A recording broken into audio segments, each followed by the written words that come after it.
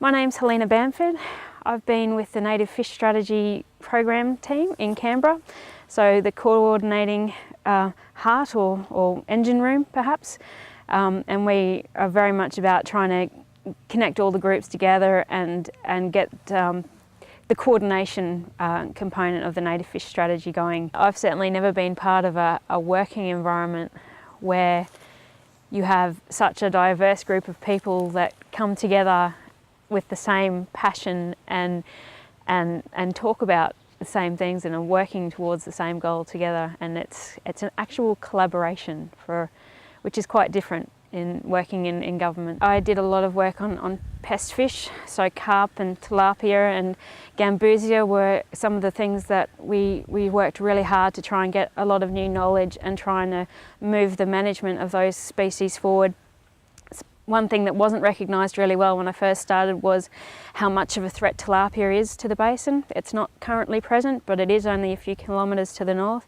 And there's been a core group that I've been working with for the last 5 years who have really been trying to increase the recognition of that threat and are actually getting actions in place to stop the tilapia actually getting into the basin. So that's been a really big personal achievement in terms of what we as a group have managed to do.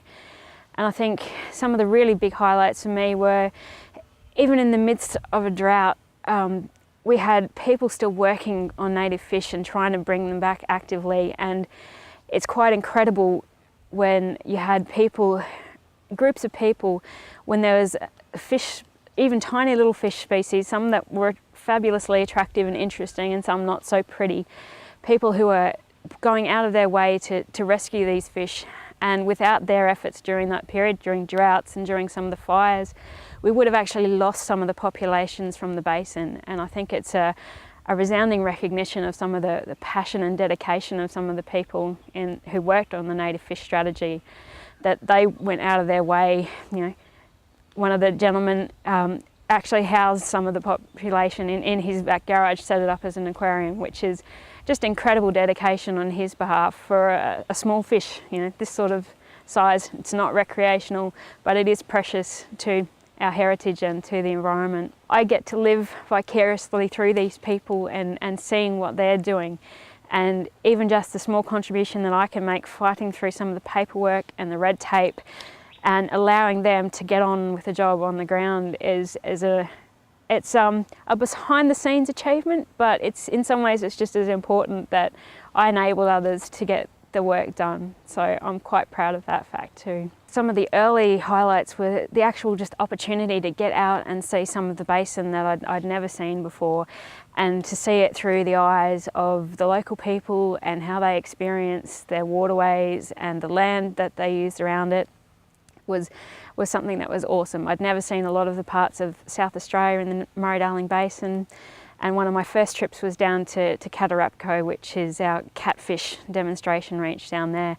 And just seeing the environment down there was completely different to what I'd experienced before, but it was absolutely beautiful.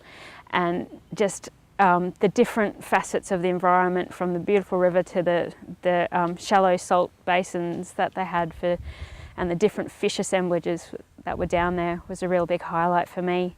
I don't know what it is about fish. They are certainly fascinating, they're important, people love to catch them. Other people who are here don't go fishing at all, but they value the native fish. It goes across some of the divides of what people use the river for in other elements.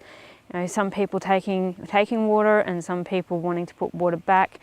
You know, they still are passionate about creating the habitat for fish. So it's something that connects people across different backgrounds and different perceptions of how things should be. You talk to the Indigenous people that we have involved in it, and there's that cultural heritage for them.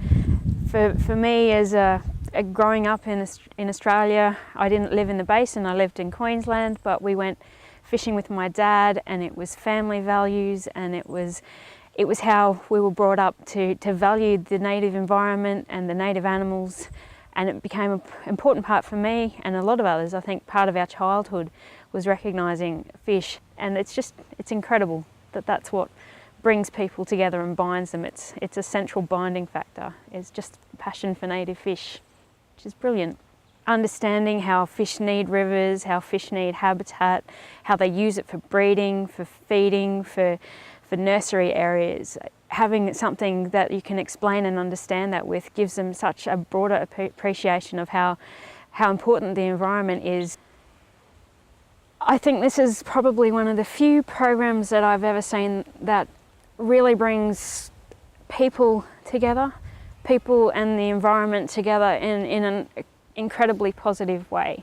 It's just, it's hard, but when you do get those successes, it brings more successes and you keep building on those successes. And once you get past that teething problems, you can have some amazing things happen. And that's, I think, the thing that constantly surprises me about just getting people together and enthusiastic about an idea. People can make it happen.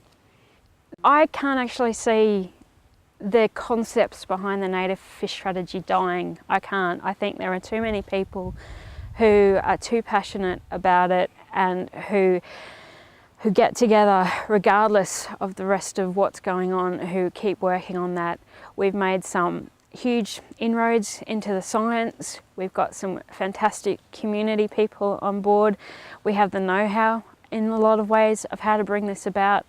And there will still be community people and groups and people interested in their rivers who can take the knowledge and the work that we've done and put that into action in their local areas, and they can still make a difference. But I actually can't see the group of people that are here letting this thing just fade away into darkness. I think there's a light ahead and we still are definitely trying to get there. It's one of the low points in the cycle, but we will get back to the high points again. I am fairly certain of that.